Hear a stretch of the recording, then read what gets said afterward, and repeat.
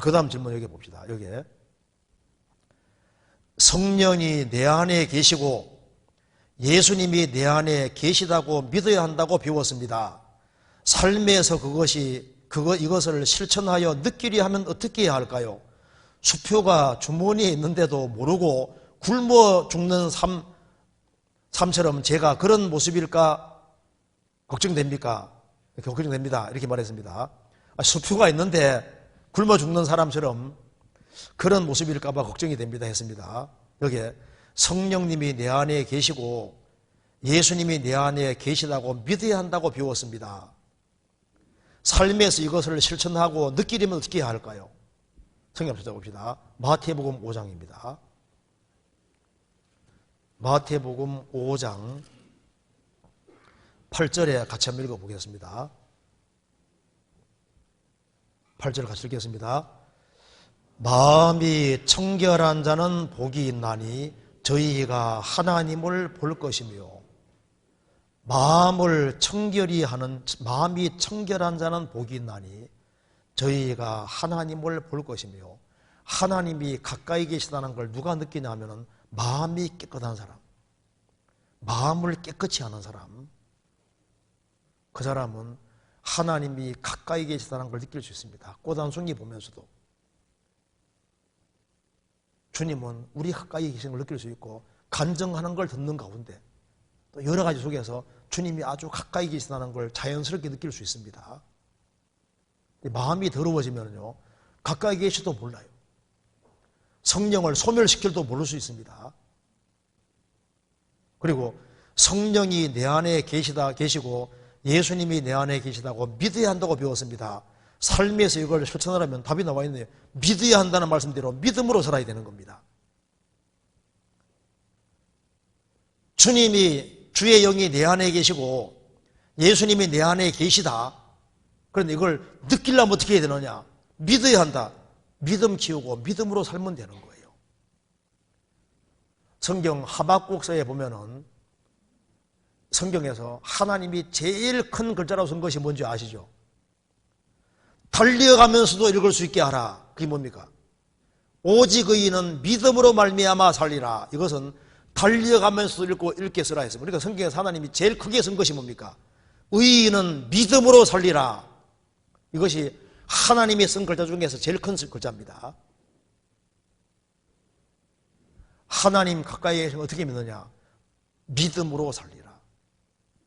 이것이 신약에 세 군데 인용되어 있는데 갈라디아 3장에 영적인 생명을 얻을 때 의인은 믿음으로 산다고 했습니다.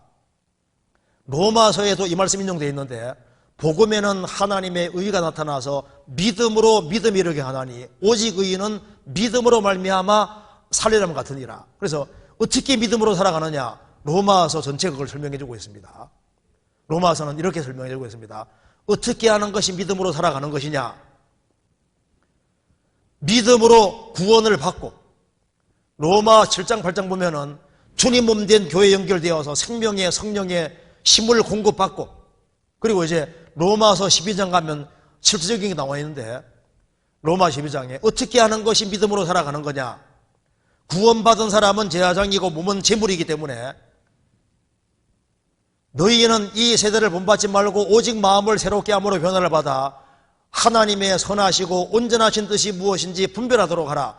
하나님의 뜻이 무엇인지를 분별하고 그 뜻 앞에 자기를 잡아 바치는 것이 제사와 예배라고 했습니다. 그러니까 어떻게 하는 게 믿음으로 살아가는 거냐 하면은 신약 구약 시대 때는 짐승을 죽였는데 신약 시대는 이 몸이 제물이기 때문에 하나님의 뜻 앞에 자기를 굴복시키는 것이 죽이는 거예요. 내 뜻대로 마옵시고 아버지 뜻대로도 하옵소서. 그래서 자기 주관과 방법대로 살아가는 사람은 주님 가까이 있는 걸 못 느끼죠. 그런데 하나님의 뜻이 분명할 때 자기를 딱 꺾고 굴복시킬 때 그 속에서 주님이 축복해 주시고 주님이 가까이 계신 걸 느낄 수 있는 겁니다.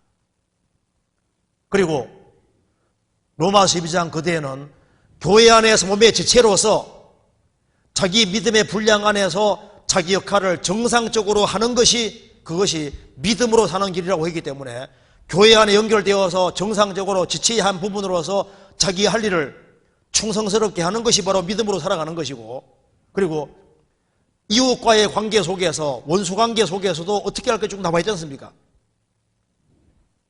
그래서 구원을 받고 난 이후에 믿음으로 살아가는 가운데서 하나님 가까이 계신 걸 느끼고, 원수가 주리거든 먹이고 목마르거든 마시오라.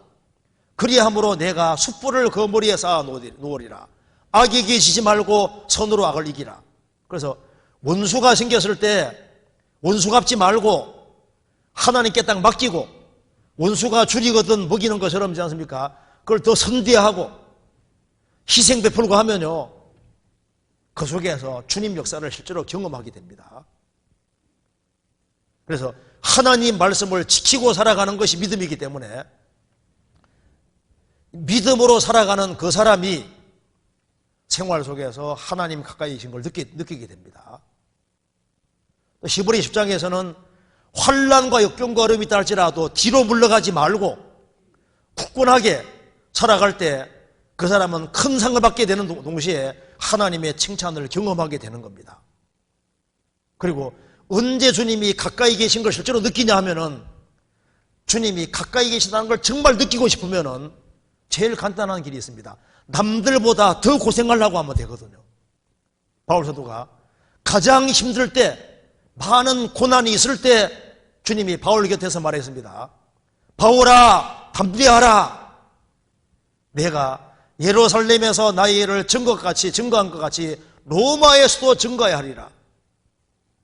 사도 요한이 반모섬에 갔을 때, 유배대 갔을 때 거기에서 하늘이 열렸습니다. 야곱도 아버지 어머니와 같이 있을 때는 몰랐는데, 에서가 죽이려고 하니까 부엘세바 광야로 도망가서 거기서 돌베개 베고 잠이 들었을 때, 그때 하늘이 열리고 하나님 축복해 주는 걸 경험했지 않습니까? 누가복음 3장에서도 세례 요한도 빈들이 있을 때 하나님 말씀이 임했습니다. 가장 쓸쓸한 곳에서 내가 전도하다가 외톨이 되고 사람에게 왕따 당하고 따돌림 당하고 사람에게 포위 당하고 공격을 당하고 그렇게 비참하게 됐을 때는 기분은 나쁘지만 속에는 굉장히 기쁩니다. 그리고 하나님이 정말 칭찬해 주는 게 느껴지지 않습니까? 그런데 편안하게 살고 아무 고생도 안 하려고 하고 이제 그렇게 해서는요, 가까이 계신 걸 못 느낍니다.